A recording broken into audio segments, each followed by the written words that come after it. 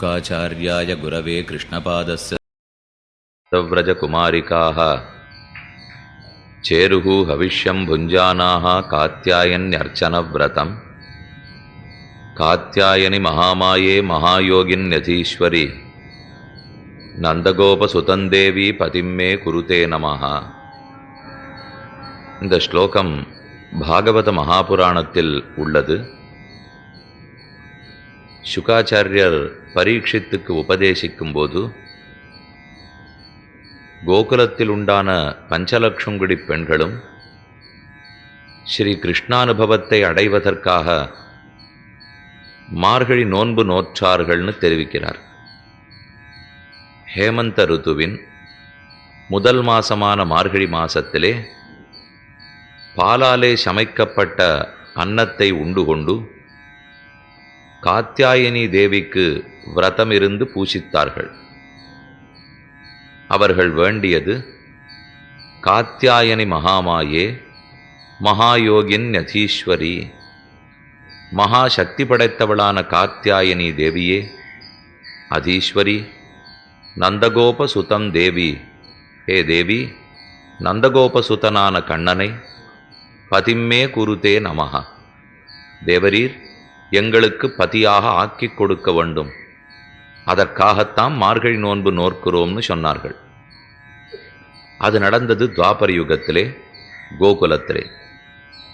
ஆனால் பெரியாழ்வாருடைய பெண் பிள்ளையான ஆண்டாள் ஸ்ரீவில்லிபுத்தூரில் கலியுகத்திலே அவதரித்து வாழ்ந்தபடியால் எங்கோ என்றோ நடந்ததை தான் தன்னுடைய ஊரில் இருந்து கொண்டே அனுகாரம் பண்ணி தரிக்கிறாள் ஆண்டாள். அங்கு நடந்தாப்போலேயே இங்கும் நடத்தி பார்க்கிறாள்.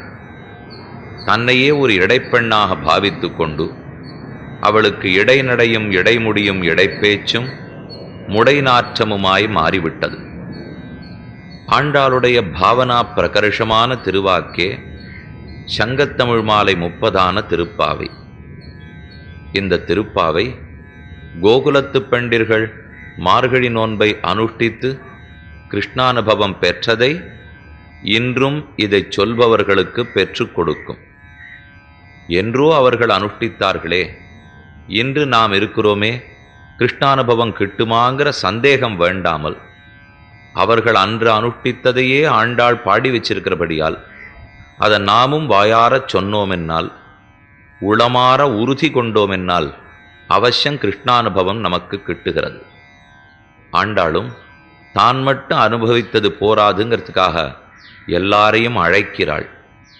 முதல் 5 பாசுரங்களாலே இந்நோன்புக்கு முன்னுரையாய் எல்லாரும் வர வேண்டும், வந்தவர்கள் என்னென்ன செய்ய வேண்டும், நாட்டார்க்கு நீங்காத செல்வம் நிறைய வேண்டும், மார்கழி நோன்புக்கு நீராடுவதற்காக மாதம் மும்மாறி பொழிந்து பர்ஜன்ன தேவன் வருணதேவன் அனுகிரகிக்க வேண்டும், பகவானையே நம்பி நம்முடைய வாக்காலும் மனத்தாலும் மெய்யாலும் அவனையே பூசித்து கொண்டு நோன்பு செய்ய வேண்டும். இது முதல் 5 பாசுரங்களுடைய சுருக்கமான கருத்து. அதில் இன்றைய பாசுரம் நாள் பாசுரம் 3வது பாசுரம். ஓங்கி உலகளந்த உத்தமன் பேறு பாடி நாங்கள் நம் பாவைக்கு சாற்று நீராடினால் தீங்கின்னி நாடெல்லாம் திங்கள் மும்மாறி பெய்து ஓங்கு பெரும் சென்னல் ஊடு கயலுகள பூங்குவளைப் போதில் பொறிவண்டு கண்படுப்ப தேங்காதே புக்கிருந்து சீர்த்த முலபத்தி வாங்க குடம் நிறைக்கும் வள்ளல் பெரும் பசுக்கள் நீங்காத செல்வம் நிறைந்து ஏலோர் எம்பாவாய். எங்கும் நீங்காத செல்வம் நிறைந்திருக்க வேணும்னு ஆண்டாள் பாடுகிறாள். பெரியவாச்சான் பிள்ளை வியாக்கியானத்தில் விசாரித்து கொண்டார். நீங்காத செல்வத்தை போயா ஆண்டாள் வேண்டுவது? அது பிரயோஜனம் வேறு வேணும்னு இருக்கிறவன் கேட்பதாயிற்றே. பகவானே பிரயோஜனம்னு இருக்கிறவர்கள் போய் நீங்காத செல்வத்தை கேட்கலாமா என்னால் 2 அபிப்பிராயம். ஒன்று, இது ஊர் மக்களுக்கு நன்மை ஏற்பட வேணும்னு மங்களாசாசனம் பண்ணினது. ஏன்னா இவ்வளவு காலம் கண்ணனை பார்க்கக்கூடாதுன்னு ஆண்டாளை பிரித்து வச்சிருந்தார்கள். ஆண்டாளென இடைச்சிகளை அவர்களை பிரித்து வைத்திருந்தார்கள். ஆனால் இப்போதான் பகவானா பார்த்து ஒரு காரணத்தை கல்பிச்சுட்டார். அந்த ஊரில் சில காலமாக மழை இல்லை. அதற்கு என்ன செய்யலாம்னு கேட்டால், இளம் பெண்டிர்களெல்லாம் நோன்பு நோற்றால் மழை பெய்யும் என்று ஜோசியக்காரர் தெரிவித்தார். மக்களுக்கு உடனே சரி அதைத்தான் பண்ணி பார்த்து மழை வரட்டும்ங்கிறதுக்காக பெண்களே நீங்கள் நோன்பு நோற்கலாம்னு அனுமதித்தார்கள். பெண்களுடனே நோன்பு நோற்கணும்னா தலைவன் வேணுமே, அதுக்கு தெய்வம் வேணுமே, யாரை கொண்டு பண்றதுன்னா சரி கண்ணனை தலைவனா வச்சுங்கோ அப்படின்னு அனுமதிச்சுட்டார்கள்.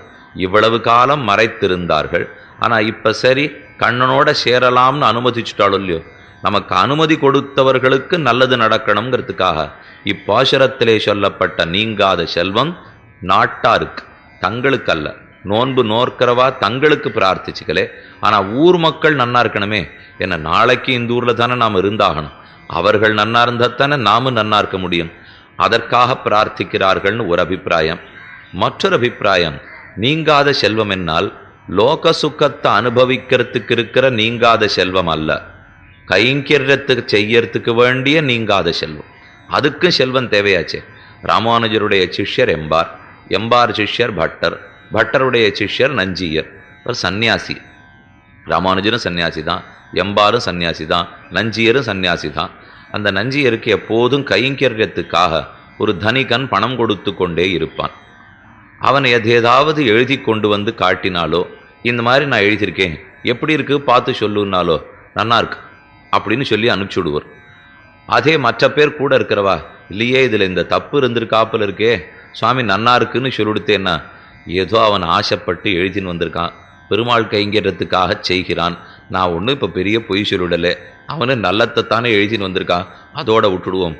இப்போ அவனை குற்றம் சொல்லி மனசு புண்பட்டு அவன் கொடுக்கறத நிறுத்தி என் கைரியமும் நின்று இது இத்தனை எதுக்குன்னுட்டு சுமார் 900 வருஷத்துக்கு முன்னாடி ஒரு சன்னியாசி சொல்லியிருப்பறனால், அப்போ இன்னைக்கு நாம் பேசுறதுல அர்த்தமே கிடையாது.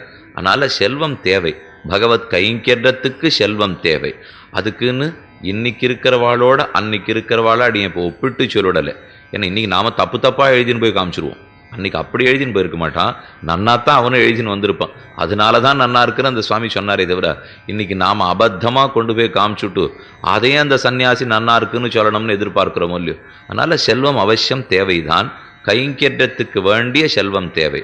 பொருந்திய தேசும் பொறையும் திரளும் புகழும் நல்ல திருந்திய ஞானமும் செல்வமும் சேரும், செருகலியால் வருந்திய ஞானத்தை வன்மையினால் வந்தெடுத்தளித்த அருந்தவனி ராமானுஜன். திருவரங்கத்தமுதனார் சாதிக்கிறார், ராமானுஜ நாமத்தை சொன்னோம் என்னால் பொருந்திய தேசும் நல்ல தேஜஸ் கிடைக்கும், பொறையும் பொறுமை கிடைக்கும், திரளும் நல்ல சாமர்த்தியம் கிடைக்கும். பொருந்திய தேசும் பொறையும் திரளும் புகழும் திக்கட்டும் கீர்த்தி பரவும். பொருந்திய தேசும் புகழும் நல்ல திருந்திய ஞானமும் செல்வமும் தேரும், நல்ல ஞானம் ஏற்படும், செல்வமும் சேரும். அப்போ செல்வம்ங்கிறத கடைசியாக வச்சு, ஆனால் அதுவும் சேரும்னு தானே சொல்லியிருக்கார். ராமானுஜருங்கிற சன்னியாசியை சேவித்தாலே, அவருடைய திருநாமத்தை சொன்னாலே செல்வம் சேரும்னா, இது நேர கண்ணனையே ஆசிரியத்தா செல்வம் சேராது போடுமா? சன்னியாசியே செல்வத்தை கொடுப்பறனால் அப்போ பகவானும் மகாலட்சுமியும் அவசியம் கொடுப்பார்கள். ஆக நாட்டாருக்கு நீங்காத செல்வம் நிறையும்னு ஆண்டாள் சொன்ன பாசுரம். பாசுரத்தின் பதபதார்த்தம் மட்டும் சுருக்கமாக பார்க்கலாம். ஓங்கி உலகளந்த உத்தமன் பேறுபாடி, ஓங்கி தன்னுடைய இடது திருவடியாலே மேல்லோகத்தை அத்தனையும் ஓங்கி அளந்தான் திரிவிக்கிரம பெருமான். வாமனனாக பிறந்து மகாபலியனிடத்திலே 3 அடி மண் பெற்று ஓங்கி உலகத்தை அளைந்த இந்திரன் தன்னுடைய ராஜ்யத்தை மகாபலியனிடத்திலே தோற்றபோது அதை மீட்டு கொடுப்பதற்காக அதிதிக்கும் காஷ்யபருக்கும் மகனாகவும் இந்திரனுக்கு கடைசி தம்பியாகவும் பிறந்தான் வாமனமூர்த்தி உபேந்திரன்கிற திருநாமத்தோடு. அவனை பற்றி தான் சொல்றார், ஓங்கினான் உலகளந்தான் உத்தமன். தன்னுடைய செயலே இல்லை, இது யாருக்கோ நல்லது பண்ணணும், இன்னொருத்தருக்கு நல்லது பண்ணணும்னா நம்மால எல்லாம் ஒழுங்கா இருந்ததுன்னா பண்ணுவோம், இல்லைன்னா நம்ம காரியத்தை பார்த்துனுட்டு எனக்கு பொழுதில்லை சுவாமி விட்டுடுவோம். பகவானுக்கு இப்போ தன் காரியங்கிறதே புறத்தியார் காரியம்தான், ஏன்னா அவருக்குன்னு ஒரு காரியமே இல்லையே. இந்திரன் வந்து பிரார்த்திக்கிறார், இந்த இந்திரனாவது இவனையே எப்பவும் கேட்டுருக்கிறவரான்னா தான் பிரயோஜனாந்தரபரன். அமிர்தமாக இருக்கிற பகவானை வேண்டாம், கடல் கடைந்த அமிர்தம் வேணும்னு கேட்கிற அளவுக்கு அல்பன். ஆனால் அந்த இந்திரன் கேட்டுட்டான்ங்கிறதுக்காக தன்னை குறைச்சிக்கிறாரே. உயர்ந்திருக்கிற பெருமான் குள்ள வாமனமூர்த்தியாய், நித்திய கிரகஸ்தானான பெருமாள் பிரம்மச்சாரியாய், உள்ளமாறது கூட அவருக்கு பெருசில்லை. ஆனால் பிராட்டி எல்லாருக்கும் தெரிஞ்சிடக்கூடாதுன்னு மாந்தோலாலே மூடிக்கொண்டு இந்த திருமார்பு காட்சியளிக்காமல் போயிருக்காருன்னா இது நடக்கவே நடக்காது. எந்த திவ்யதேசத்திலேயாவது திருமார்பு நாச்சியார் தரிசனமாகாது இருந்தால் சும்மா இருப்போமா? அது என்னமானு உடனே கேட்போமோ இல்லையோ? ஆனா வாமனமூர்த்தி அதை பண்ணிண்டார். பிரம்மச்சரிய ஆசிரமத்தையும் ஏத்துண்டு போனாரேன்னா அதான் உத்தமன்னு ஆண்டாள் கொண்டாடுகிறாள். இன்னொருத்தருடைய செயலை செய்யறதுக்காக தன்னை குறைத்து கொண்ட உத்தமன்.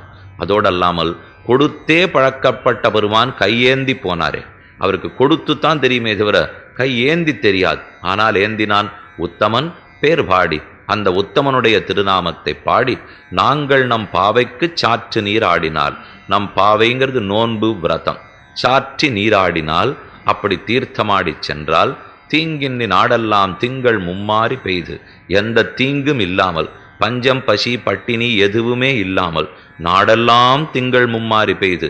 என் ஊர்ல மட்டுமல்ல எல்லா ஊரிலேயும் நாடு முழுக்க. ஏன்னா வேற சில பேர் இருக்கா, அவருடைய தெய்வத்தை பிரார்த்திக்கும் போதே இன்னைக்கு என்னுடைய ரொட்டியை கொடுன்னு கேட்பார்கள். அப்படி கேட்காமல் தீங்கின்னி நாடெல்லாம் திங்கள் மும்மாறி பெய்து ஓங்கு பெரும் சென்னல் ஊடு கயலுகள 3 தடவை மாசத்துக்கு மழை பொழிய வேண்டும். 9 நாள் வெயில், 1 நாள் மழை, மறுபடியும் 9 நாள் வெயில், 1 நாள் மழை, மறுபடியும் 9 நாள் வெயில், 1 நாள் மழை. அதிவிருஷ்டியும் இருக்கக்கூடாது, அனாவிருஷ்டியும் இருக்கக்கூடாதுன்னு அர்த்தம். 9 நாள் வெயில் அடிச்சு 1 நாள் மழை பெஞ்சுதுன்னா அப்போ அந்த ஜலத்தை எல்லாத்தையும் பூமியில ஈர்த்து கொள்ளும். அப்படி இல்லாமல் இப்போ திடீர்னு நம்ம ஊரில் பெய்யுறது பாருங்க, இது வந்ததுன்னா 2 மாசத்துக்கு கண்ணை திறக்காத மழை, இல்லை 5 வருஷத்துக்கு கண்ணை திறக்காத வெயில். அப்படி இல்லாமல் தீங்கின்னி நாடெல்லாம் திங்கள் மும்மாறி பெய்து, மாசம் 3 தடவை. நமக்கு இந்த வார்த்தை தெரிஞ்சதெல்லாம் நாடகத்தில் ராஜா மந்திரியை பார்த்து கேட்பார், மந்திரி மாதம் மும்மாறி பொழிகிறதா? ஆம் அரசே பொழிகிறது. இது மட்டும்தான் நமக்கு தெரியும். ஆனால் இந்த பாசுரத்தில் தான் அது இருக்கு. தீங்கின்னி நாடெல்லாம் திங்கள் மும்மாறி பெய்து ஓங்கு பெரும் சென்னல் ஊடு கயலுகளா.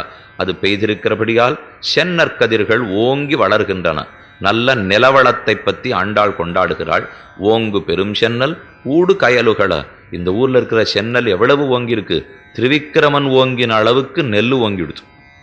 அவர் எவ்வளவு வசரமா வளர்ந்தாரோ இது அதை விட வேகமாக வளர்கிறது.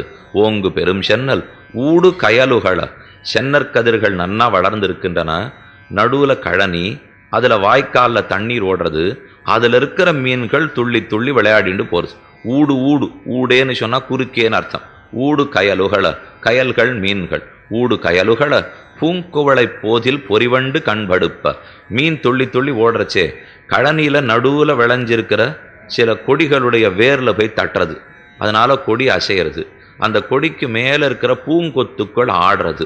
இது நன்னா தொட்டில் ஆட்டுற ஆப்பில் இருக்குன்னு அதுல வண்டுகள்லாம் தூங்கல். ஊடு கயலுகள பூங்குவளை போதில் பொறிவண்டு கண்படுப்ப. குவளை புஷ்பத்தில் இருக்கிற பொறிவண்டு, பொறிகளார்ந்திருக்கிற